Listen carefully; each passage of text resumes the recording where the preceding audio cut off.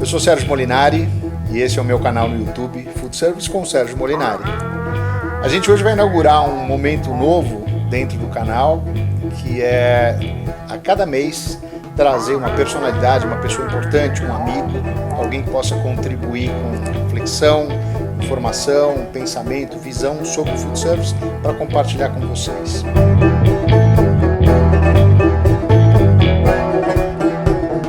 E hoje eu tenho a honra, a satisfação de trazer, ou de vir até o escritório de um grande amigo e um dos líderes desse mercado de Food Service no Brasil, o Marcelo Abrantes, que é o CEO do Macro Food Service. Obrigado primeiro pela oportunidade, legal a gente ter essa primeira jornada junto com você. E eu acho que seria legal a gente já começar direto para ser objetivo com o público da gente, com você. Fala um pouco sobre o que é posicionamento, proposta de valor, como é que é essa visão do Macro Food Service? Legal. Bom, obrigado Sérgio pelo convite, pela oportunidade. Acho que é importante a gente ter um canal para poder se comunicar com nossa indústria, com o negócio de food service no Brasil, negócio promissor, muito grande, e poder falar um pouco da gente também, né? Legal. O Macro Food Service é uma empresa que ela é oriunda, né, do Macro Cash and Carry. Acho que a grande maioria do mercado conhece o Macro como um operador de lojas de atacado, de distribuição no modelo de Cash and Carry, e há 3 anos a gente iniciou uma jornada, ainda no modelo de startup, para entrar nesse mundo, nesse universo do food service, porque a gente enxerga que o cliente do food service, ele quase que na sua totalidade, ele nasceu como um cliente das lojas do Cash and Carry. Uhum. E quando esse cliente amadurecia e começava a ser atendido diretamente por uma equipe de vendas externa, com serviço de delivery, saía do modelo de produto e preço para o modelo de soluções, a gente acabava deixando de atender esse cliente. Então, surgiu a ideia de continuar na jornada de desenvolvimento desse cliente, iniciando a unidade de negócio do Macro Food Service.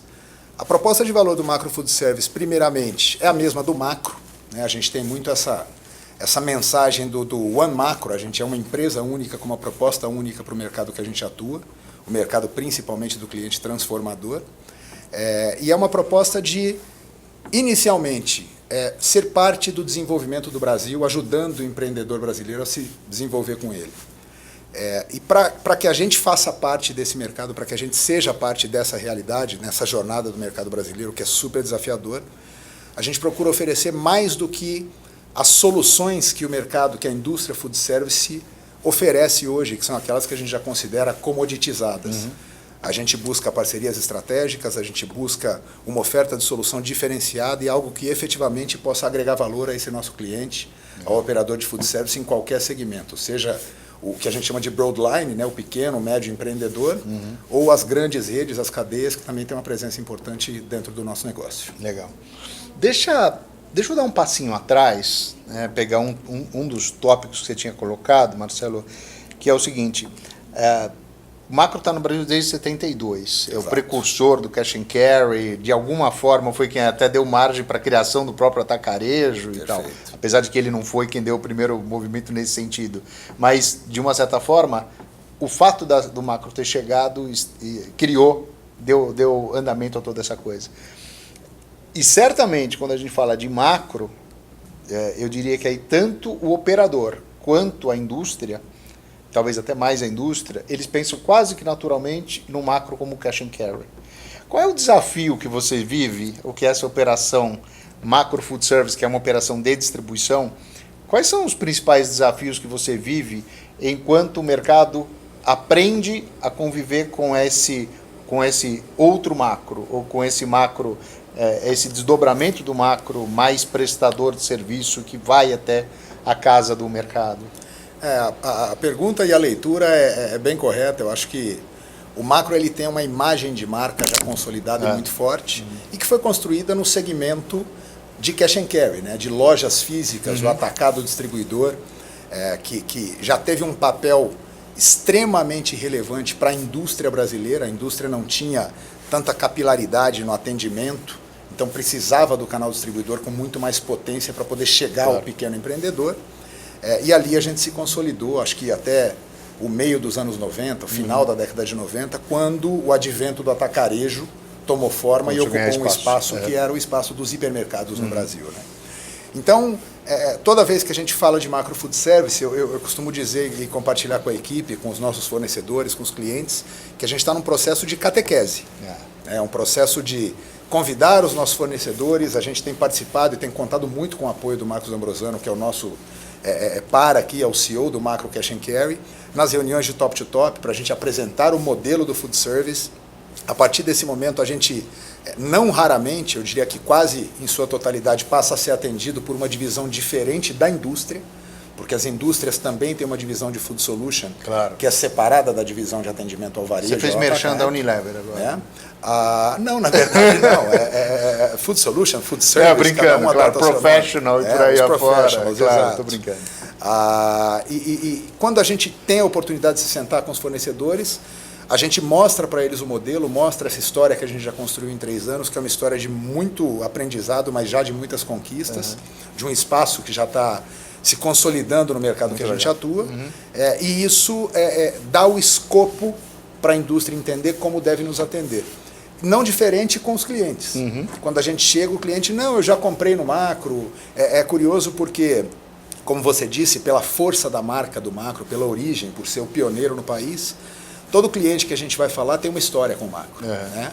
E a nossa mensagem é que a gente quer dar sequência a essa história, só que agora num modelo diferente. É um modelo que o cliente busca, é um cliente que ele não quer só ver o produto, ver o preço, ele precisa de um sortimento adequado para o modelo de negócio dele, ele precisa de um serviço de consultoria, de apoio para ajudá-lo no desenvolvimento, principalmente os pequenos e médios empreendedores que compõem a grande massa do mercado food service nacional.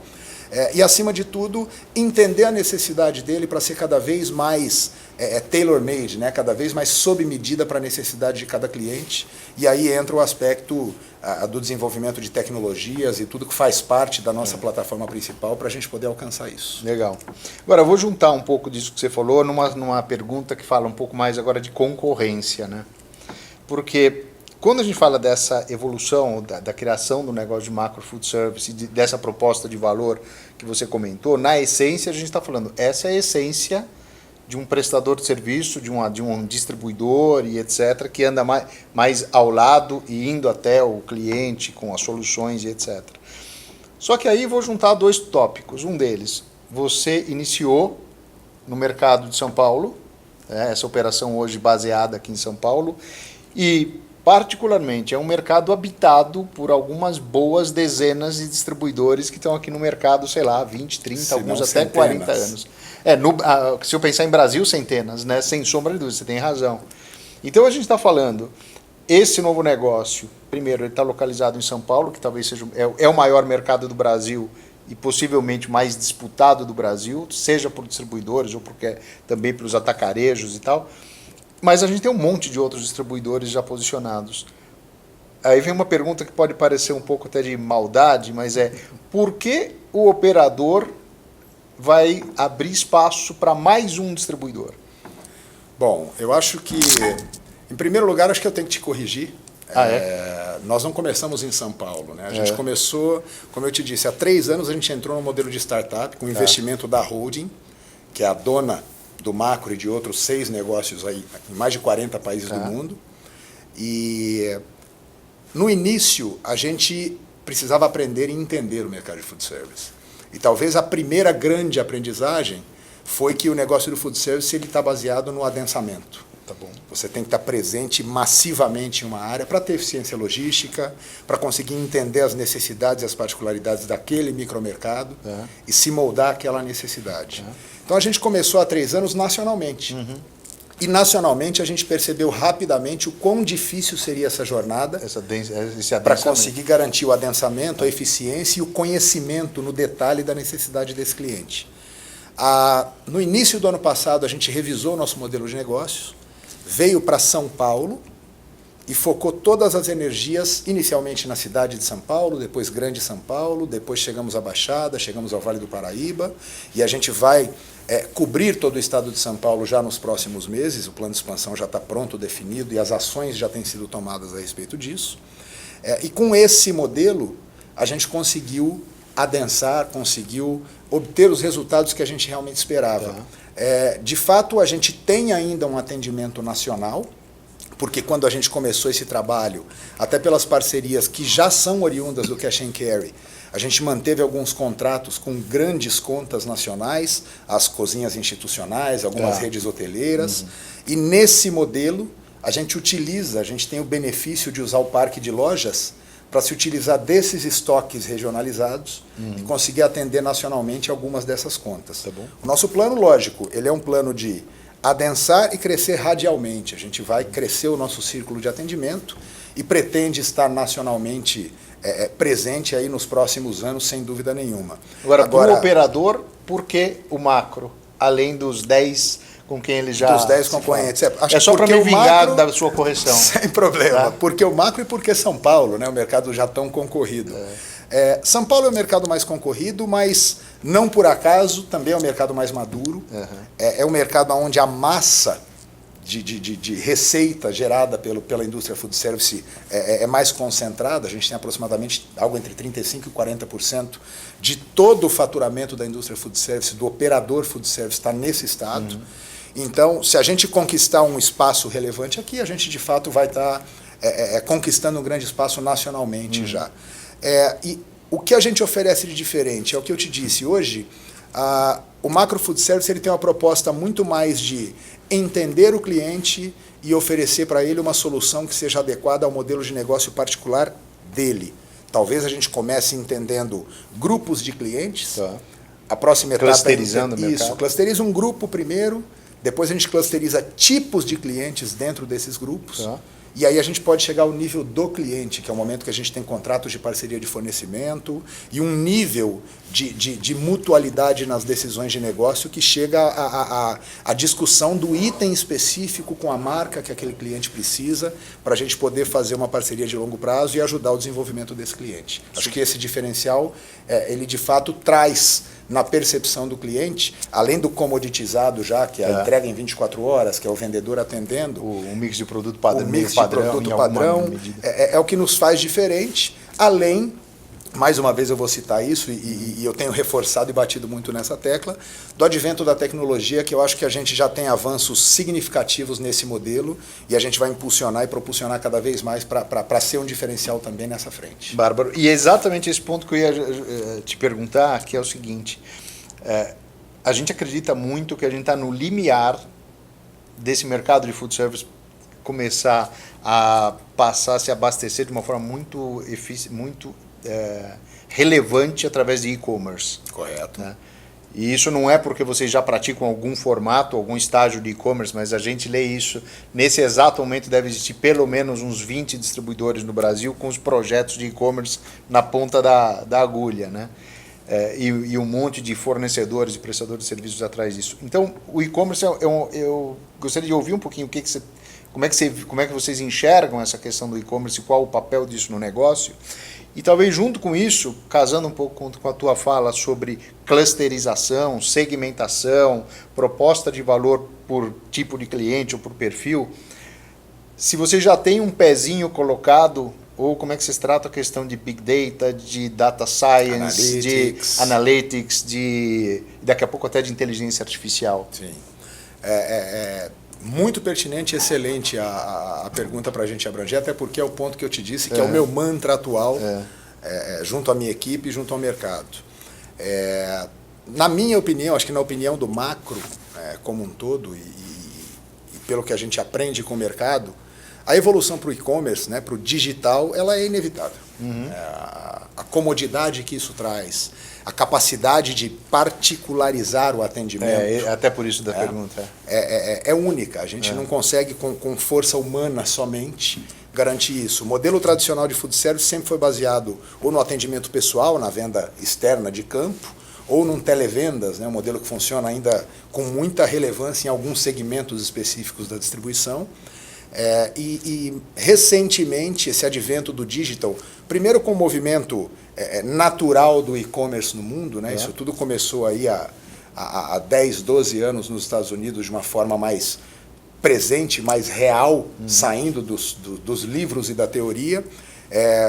Em outros segmentos, O mercado começou com transportes, começou com saúde, de repente foi para o varejo, para o retail. O consumidor, né, ainda. Chegando no consumidor final com moda, né, chegou muito forte, com bens duráveis, a parte de eletrônicos foi a primeira parte a realmente dar o boom e ter o avanço que mostrou a relevância desse modelo de negócio de contato com o cliente. E a gente está chegando agora no modelo do varejo alimentar para o cliente final. E do cliente final para o B2B, para o nosso modelo, acho que o passo vai ser muito rápido. O cliente está percebendo o benefício, a gente percebe o perfil de compra dentro do e-commerce, ele é muito mais inteligente, ele é mais saudável, é um momento que o cliente está dedicado para aquela experiência. Então, sem dúvida nenhuma, a gente vai buscar desenvolver cada vez mais essa plataforma dentro do nosso negócio. Sobre a inteligência que você me perguntou, além de ter uma plataforma já bem desenvolvida, acho que quando eu escuto que há 20, 30 players já pensando ou com planos aí na ponta da agulha para começar, a gente não vê a hora desse início, porque de fato acelera a curva. Isso vai massificar e a gente acredito que esteja numa curva de maturidade interessante. Hoje a gente tem um percentual relevante de vendas já dentro do e-commerce, a gente busca ter algo próximo de 1/4 das vendas dentro do e-commerce num período inferior a 1 ano, e a gente não está longe disso. Só que para a gente garantir essa venda não basta colocar o produto, o preço e uma página interessante. Então a gente tem por trás do e-commerce, da plataforma de e-commerce, um CRM, né, que é um software de relacionamento com o cliente, a sigla de gerenciamento de relação com o cliente em inglês. É uma plataforma muito robusta, global, é um grande player e é um dos adventos que nos traz vantagens por ser parte de um grupo tão grande quanto o Macro, poder avançar nesse sentido. E esse CRM, ele faz cruzamentos de dados, de comportamentos de compra, de tipos específicos de clientes, que itens eles compram, que dia da semana eles compram, que período do dia eles compram. E a gente consegue disparar desde promoções via SMS, desde ofertas específicas, cupons de desconto dentro do e-commerce, com um grupo específico de produtos que vai atrair aquele cliente. E a gente já tem sentido, sem dúvida, o retorno disso no volume de vendas, na quantidade de itens comprados por pedido, porque realmente você compará-lo com um vendedor que vai ter um tempo limitado de permanência no ponto de venda, a concorrência ela realmente é muito dura. Desproporcional. Desproporcional. Agora, importante também salientar, a gente esteve junto há poucos meses aí, em maio, né? A gente foi para Chicago, a gente teve a oportunidade na tua missão de conversar com alguns players importantes do food service nos Estados Unidos. E eu me lembro de uma das visitas onde a gente escutou que o modelo do e-commerce ele foi uma jornada inicial de vamos para o digital 100% e eles tiveram que retroceder e voltar lá com os vendedores, na PFG. A presença do vendedor, a presença do televendas, talvez vá passar por uma transformação aonde ele saia do modelo do vendedor que tira o pedido para o modelo consultivo, modelo técnico, modelo de gerador, de despertador de demandas novas. Então a gente acredita no modelo de omnicanalidade. Acho que o diferencial vai estar aí. O cliente pode nos contatar a qualquer hora do dia, em qualquer lugar que ele esteja e buscar o produto que ele precisa. Ele pode receber um vendedor na visita semanal, ele pode receber uma ligação do televendas ou buscar o nosso televendas, mas ele também na casa dele ou dentro do estoque dele com o aplicativo, ele pode verificar o que são as faltas, fazer a sua reposição, e a gente percebe que dessa forma a gente tem uma presença muito mais concreta, muito mais sólida dentro desse nosso cliente, e isso estabelece a parceria. E na verdade tem uma curva de aprendizado nisso, porque o próprio usuário também vai aprender que ele não vai colocar 4 pedidos por dia só porque ele tem à disposição dele sem dúvida, coisa do tipo. Deixa eu caminhar pro finalmente, Marcelo. Eu tenho um ponto que não dá para eu não endereçar, que é o seguinte. A gente está vendo nos últimos 4 anos e pouco no mercado um movimento bastante significativo em termos de consolidação do mercado. O mercado brasileiro é muito fragmentado. Então, mais de 85% da venda ao consumidor no food service acontece por lojas independentes. E também, da mesma forma, o abastecimento é muito fragmentado. Então, você não tem no Brasil as figuras de Cisco, US Foods, Performance, Gordon. A gente está na curva oposta. A gente está na curva oposta. Pirâmide ao contrário. Mas o movimento, algum nível de movimento em relação à consolidação vem acontecendo. Então, já aconteceu alguns movimentos com a BID, aconteceu com o DFS.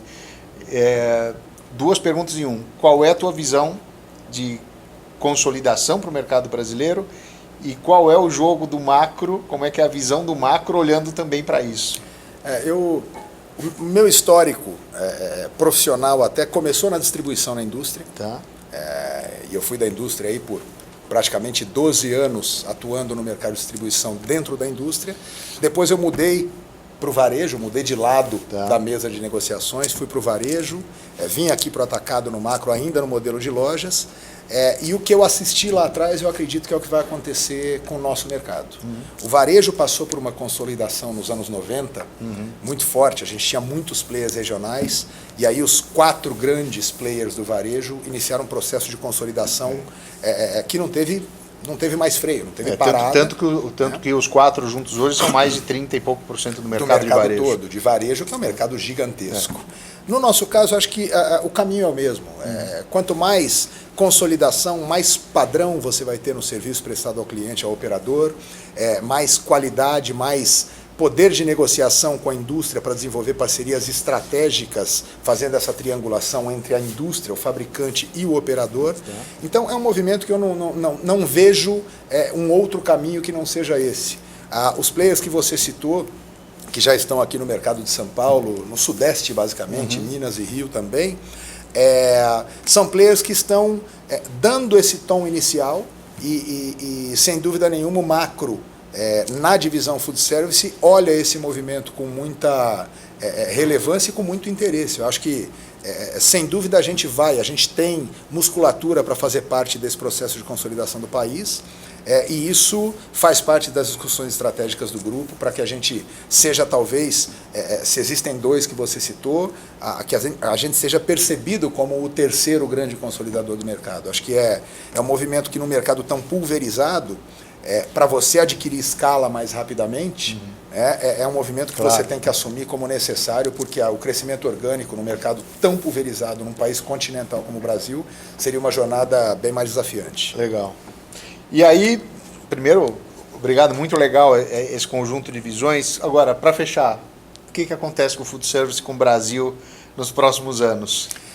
Eu acho que, primeiramente, como a gente disse, a gente está na pirâmide oposta dos mercados mais maduros. Aí. Os Estados Unidos é um grande exemplo, que você tem 80% do operador centralizado em grandes cadeias e a distribuição igual. Você tem distribuidores com faturamentos de bilhões de dólares, já consolidados e num processo de buscar só o ajuste fino para conseguir cobrir, se não o país todo, uma grande parte do território. Eu acho que o nosso futuro ele vai caminhar na distribuição bem para esse lado, eu acho que é o futuro. E o futuro do operador, até pelas características regionais do Brasil, talvez tenha uma jornada mais longa nesse sentido, mas o que eu acho que a gente vai ter de grande vantagem, grande crescimento, é o amadurecimento, a profissionalização desse mercado no futuro, porque a gente percebe um movimento claro do aumento da alimentação fora do lar.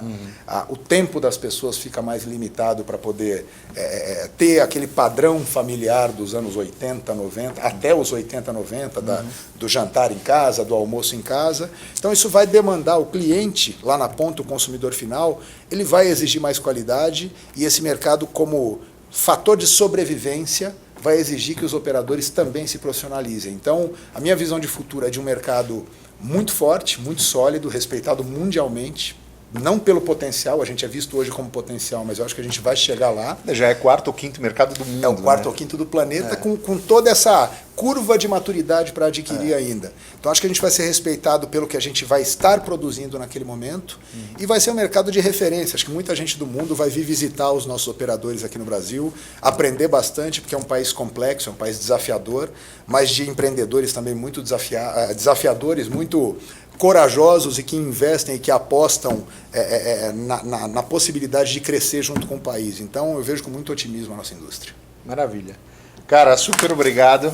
Eu que agradeço. Eu vou aproveitar só pedir, obviamente, um likezinho aqui embaixo no vídeo. Quem não se inscreveu, tem um monte de gente que fala assistir teu vídeo e o cara não se inscreveu. mete balinha aqui, se inscreva que você vai se antecipar para saber o que vem pela frente. E comentários, sugestões aqui para o papo que a gente teve agora aqui com o Marcelo, sempre bem-vindo. Super obrigado outra vez. Eu que agradeço. Sucesso aí, conta com a gente. Obrigado. Obrigado.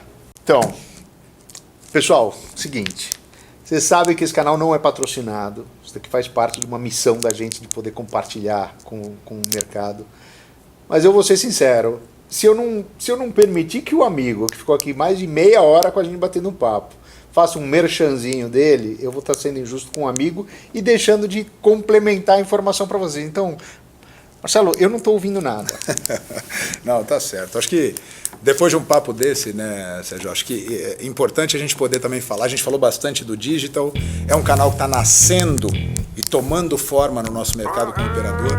Então, uma oportunidade dessa, abrangendo a tantos potenciais clientes que a gente tem, acho que eu não poderia deixar de aproveitar o momento e falar, você que é operador de food service, você que quer experimentar, entender um pouco dessa experiência do mundo digital no seu abastecimento, digite www.macrofs.com.br, é o site do Macro Food Service. Você pode fazer seu cadastro, você pode fazer o seu abastecimento, dar suas sugestões para a gente está lá pronto para prestar o melhor serviço e a melhor solução para vocês. Obrigado, Fechado, te devo essa.